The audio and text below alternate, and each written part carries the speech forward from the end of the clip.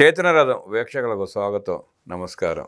మదమెక్కిన గొన్న ఏనుగు అరిచినట్టు, కొవ్వు పట్టిన ఆంబోతు రంకిలేసినట్టు ఎవరో వైఎస్ఆర్ కాంగ్రెస్ పార్టీ ప్రధాన కార్యదర్శి అంట లక్ష్మీ పార్వతి అంట ఇష్టం వచ్చినట్టు మాట్లాడుతుంది. వాడు వీడు అంట. వయసు రాగానే సరికాదు, బుద్ధి రావాలా, జ్ఞానం ఉండాలా. వయసు వచ్చింది ఎందుకు, తగలేయడానికా అంటూ ఇవాళ రాష్ట్రంలో ఉన్న మహిళలు ప్రశ్నిస్తున్నారు. విమర్శ చేస్తే పాలన మీద సద్విమర్శ చేయి, చేతనైతే సలహా ఇవ్వు, లేదు అంటే జగన్మోహన్ రెడ్డికి భజన చేసుకుంటా కూర్చో. నోటికొచ్చినట్టు మాట్లాడితే వింటూ ఊరిన వాళ్ళు ఎవరు లేరు. నీకంటే ఘాటుగా మాట్లాడగలరు, నీకంటే గట్టిగా సమాధానం చెప్పగలరు. నోరు అదుపులో పెట్టుకో. లక్ష్మీ పార్వతి నీకే చెప్పేది. నువ్వు కూర్చునే కోతల మీద విశ్లేషించడానికి సోషల్ యాక్టివిస్ట్ శ్రీలీల గారు ఉన్నారు. వారిని అడిగి నువ్వు మాట్లాడిన మాటలేంటి, దానికి ఆమె కౌంటర్ ఏంటో తెలుసుకునే ప్రయత్నం చేద్దాం. నమస్తే శ్రీలీల. నమస్తే అండి. లక్ష్మీ పార్వతి వయసుకి గౌరవం ఇవ్వాలేమో కానీ ఆ మనిషిని చూస్తే గౌరవం ఇవ్వాలనిపించదు. బాగా కొవ్వు పెట్టినట్టు మాట్లాడుతూ ఉంది. ఆ మాటలు మీరు ఏమంటారు, ఎలా సమాధానం చెప్తారు ఆవిడకి? ఇక్కడ ఆవిడ గురించి చెప్పుకోవాలంటే ఫస్ట్ వీరగంధం సుబ్బారావు గారి గురించి చెప్పుకోవాలి. అంటే కట్టుకున్న భర్తని వదిలేసి మరి ఆయనే స్వయంగా చెప్పాడు, ఇది ఒక దిక్కుమాలింది, నా ప్రాణాలను ఈ విధంగా తీయటానికి వచ్చింది. మరి ఆవిడ మీద ఎన్నో ఆశలు పెట్టుకొని చదువుకని చెప్పేసి పంపిస్తే అక్కడికి వెళ్ళి చేసిన ఘనకార్యం ఏందో అందరికీ తెలుసు. మరి ఈవిడ వచ్చేసి నీతులు చెప్తూ ఉంటే ఇంకా కొన్ని సామెతలు చెప్పుకోవాల్సి వస్తుంది ఈవిడ గురించి. ఈవిడకే మరి ఈవిడ చరిత్ర, ఈవిడ మరి చూసుకుంటే ఈవిడ జీవితం ఏంటనేది ఈ రోజున మరి ఆ వయసుకు తగ్గ హుందాతనం, మరి ఆ వయసుకు తగ్గ మాటలు, ఆ వయసుకు తగ్గ ప్రవర్తన ఉందా ఈవిడ దగ్గర అంటే ఎక్కడా లేదనే ప్రతి ఒక్కరికి అర్థమైపోతుంది. అంటే ఈవిడ గతంలో చేసిన పనులన్నీ కూడా ఈరోజు ఒక్కసారి వెనక్కి తిరిగి ఆలోచించుకుంటే ఈరోజు చేస్తున్న పనులు మరి అంతకుమించి ఇంకేంటి, పుట్టుకతో వచ్చింది పుడకలతో పోయిద్ది అన్నట్లుగా మరి అదే ఈవిడ జీవితం. మరి ఫస్ట్ నుంచి కూడా జీవితం అట్లానే కొనసాగిస్తూ వచ్చింది కాబట్టి మంచి విషయాలు మాట్లాడటానికి, మంచిని చూడటానికి, మంచి జరిగిన దాన్ని 10 మందికి చెప్పటానికి ఇవన్నీ కూడా ఆవిడకి ఎక్కడా కూడా ఆవిడ బాడీ సహకరించదు. చెవులు వినలేవు, కళ్ళు చూడలేవు, నోరు మాట్లాడలేదు. కాబట్టి జగన్మోహన్ రెడ్డి ఇచ్చే ఈ 11 రూపాయల కోసం వీళ్ళంతా ఏ విధంగా ఎదురు చూస్తున్నారు. మరి నిన్నే వీళ్ళు ఏ విషయమైనా సరే ఈ రోజున ఒక ప్రెస్ మీట్ పెడితే వేరొక్క ఛానల్ ఏదైనా చూపించిద్దండి, ఒక్క సాక్షి తప్పించి. ఎందుకు వీళ్ళని పెంచి పోషిస్తుంది సాక్షి ఛానల్? ఎవరైనా ఎంకరేజ్ చేస్తారా? ఎవరైనా వీళ్ళకి వంతు పాడతారా మీరు చెప్పింది కరెక్ట్ అని? చెప్పేవాళ్ళు వీళ్ళు చెప్పింది ఆ సాక్షి ఛానల్ మాత్రమే చెప్పించింది, అది మాత్రమే ప్రచారం చేసి తప్పించి ఇంకెవ్వరూ కూడా ఏ న్యూస్ ఛానల్ కూడా వీళ్ళని ఏ మాత్రం ఎవరు కూడా ప్రోత్సహించరు. ఇక్కడ మనం చూడాల్సింది సాక్షి ఒక అవినీతి పుత్రిక, వక్రాక్షి. ఆ సిగ్గుశరం లేని వక్రాక్షికి ఇలాంటి నీచపు మందే దొరుకుతారు. మంచివాళ్ళు ఎందుకు దొరుకుతారు? ఎందుకంటే ఈ రోజున చూసాం కృష్ణరాజు అనే ప్రబుద్ధుడు మాట్లాడిన మాటలు చూస్తే నా వీక్నెస్ని వాళ్ళు వాడుకున్నారు, డబ్బు ఇచ్చి నా చేతి ఇట్లాంటి మాటలన్నీ మాట్లాడించారు, నేను ఖచ్చితంగా ఇంకో వీడియో రిలీజ్ చేస్తున్నాను, మహిళలందరికీ కూడా నేను క్షమాపణ చెప్తున్నాడని తప్పు ఒప్పుకున్నాడు. ఇంకా ఈ ప్రబుద్ధులు ఇంకా ఇట్లా మాట్లాడే వ్యక్తుల్ని ఏం చేయాలి? ఈ రోజున ఇవిడ మాట్లాడుతుంది కదా గుడ్ గవర్నెన్స్ అంటే ఎలా ఉండిద్దని. అంటే జగన్మోహన్ రెడ్డిది గుడ్ గవర్నెన్స్ అని ఈవిడ చెప్తుంది. మహిళల మీద ఏ విధంగా హత్యలు అత్యాచారాలు గుడ్ గవర్నెన్స్ అంటే ఆమె దృష్టిలో ఆంధ్ర యూనివర్సిటీలో ఏదో పోస్ట్ క్రియేట్ చేసి 1,00,000 జీతం ఇచ్చాడు కదా, ఇంటికాడ కూర్చోబెట్టి మేపాడు కదా ప్రజల సొమ్ముతో. ఆంధ్రప్రదేశ్ ప్రజల సొమ్ముతో మేపాడు 3 సంవత్సరాలు 4 సంవత్సరాలు ఇంట్లో కూర్చోబెట్టి. అది గుడ్ గవర్నెన్స్ అనుకుంటుంది. మరి అంతే కదా, డబ్బులు తీసుకుంటుంది కాబట్టి మాట్లాడకపోతే డబ్బులు రావు. ఈ పేటీఎం బ్యాచ్ పనే ఇది. ఈ రోజున గుడ్ గవర్నెన్స్, జగన్మోహన్ రెడ్డి చేసిన సుపరిపాలన గురించి మాట్లాడుతుంది ఈవిడ. మరి ఆ రోజు ఈవిడకి అమరావతి మహిళల ఆక్రందనలు వినిపించలేదా? వాళ్ళు ఏ విధంగా పోరాడారో ఈవిడ కనిపించలేదా? ఆ రోజు రాష్ట్రంలో ఉందా? చెవులు మూసుకుందా? జగన్మోహన్ రెడ్డి ఇచ్చే డబ్బులు తిని మరి చెవులు కూడా మూతపడిపోయినాయా?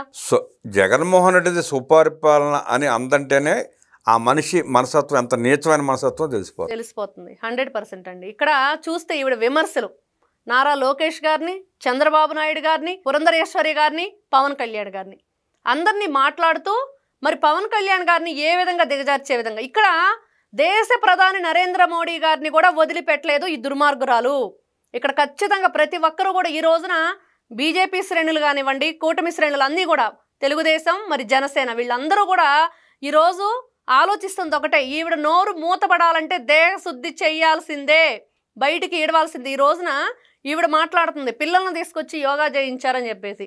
అంటే మంచి చెప్తున్నారు. మీలాగా నిన్న మన్యం జిల్లా పార్వతీపురంలో మరి వైఎస్ఆర్సీపీ మాజీ ఎమ్మెల్యే వెళ్ళి మరి ఆ పిల్లలందరినీ ఆటోలో ఎక్కిచ్చేసి జగన్మోహన్ రెడ్డికి సంబంధించి వైఎస్ఆర్సీపీ పార్టీకి ఏదో ప్రోగ్రాం చేసి ఆ పిల్లల్ని తీసుకొని వస్తూ ఆటో బోల్తా పడి ఎంతమంది ఈ రోజున నిన్న ఏదో మొదలు పెట్టారు కదా, దిక్కుమాలిన పోరు అంట ఒకటి, దిక్కు దివాణం లేని పోరు, దిక్కుమాలిన పోరు. ఆ పోరుకి ఆ పిల్లల్ని తీసుకొచ్చి రోజా జెండా ఊపి ఒక నల్ల డ్రెస్ వేసుకొని వచ్చి నల్ల జెండా ఊపి వీళ్ళందరికి కూడా స్వాగతం పలికింది. మరి ఆ పిల్లలందరూ ఈ రోజున వాళ్ళ ఏడుపు చూస్తే హాస్పిటల్ పాలైపోయి వాళ్ళ ప్రాణం ఈ రోజున తీసే పరిస్థితి వైఎస్ఆర్సీపీ పార్టీ. ఈ లక్ష్మీపార్వతికి వాళ్ళు కనిపించట్లేదా? వీళ్ళు చేసిన దిక్కుమాల పని ఈవిడ కనిపించట్లేదా?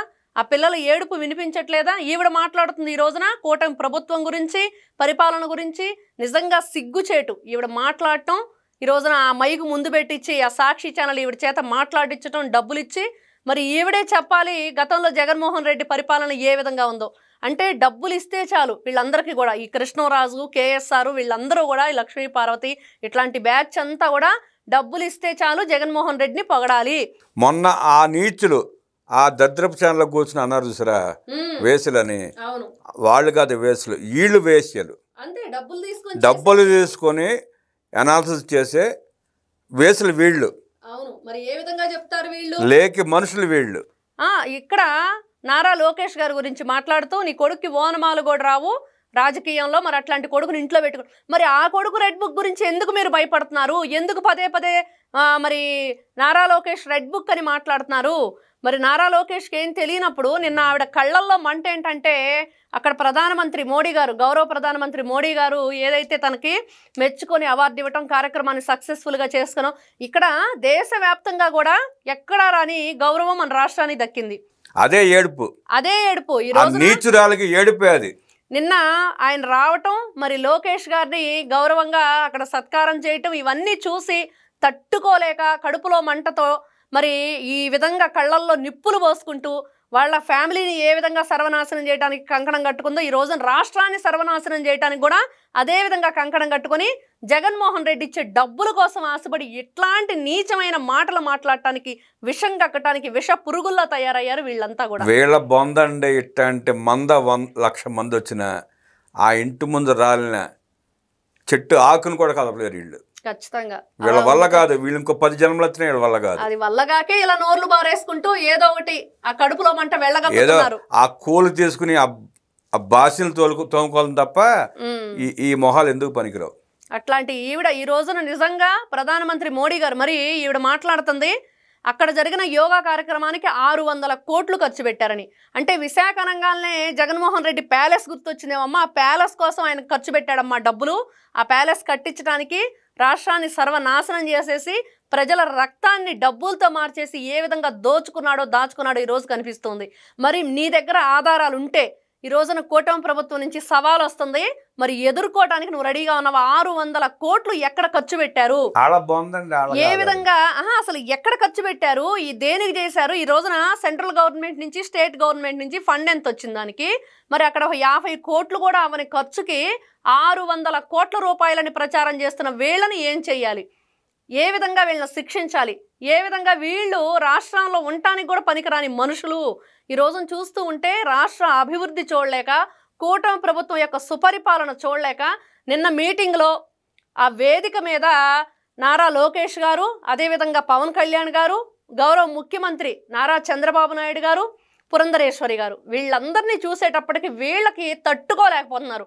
మొన్న మోడీ గారు రావటం, వీళ్ళందరూ కూడా ఒక చోట కూర్చోవటం ఒకే వేదిక మీద, ఇవన్నీ చూస్తుంటే వీళ్ళకు ఒక భయం పట్టుకుంది. మా జీవితాలు ఇంకా పరిసమాప్తం అయిపోతున్నాయి, మా రాజకీయ పార్టీ ఇంతటితోటి వీళ్ళు తుదుముట్టిచ్చేస్తారు, మేము చేసిన అన్యాయాల అక్రమాలన్నీ కూడా బయట పెట్టేస్తారు, ఇంకా మేము ఏ విధంగా ఆక్రోశాన్ని వెళ్ళగక్కాలో తట్టుకోలేక ఈ విధమైన భయాన్ని ఈ విధంగా అరుపుల రూపంలో వీళ్ళు చూపిస్తున్నారని మనకు అర్థమవుతుంది. నువ్వు నీ నాయకుడు ఎట్లాగూ తనకు తాను రాజకీయ సమాధి కట్టుకున్నాడు. ఒక్క ఛాన్స్ అన్నాడు, ఒక్క ఛాన్స్ ఇచ్చారు, తన రాజకీయానికి తనే సమాధి కట్టుకున్నాడు. నీలాంటి నికృష్టులు, నీచులు ఎన్ని వాగినా గ్రామ సింహాలు మొరిని అనుకుని వదిలేస్తారు తప్ప మిమ్మల్ని పట్టించుకునే ప్రజలు రాష్ట్రంలో లేరు. నీ కూలి డబ్బుల కోసం నువ్వేదో విమర్శ చేద్దాం అనుకుంటే అవన్నీ నీకే తగులుతాయి. ఆ ఇంటి ముందు రాలిన ఆకు కూడా నీలాంటి ఉడత ఊపులకి కదలదు, గ్రహించుకుంటే మంచిది అంటూ విశ్లేషించిన శ్రీలీల గారికి ధన్యవాదాలు తెలియజేస్తూ నమస్కారం.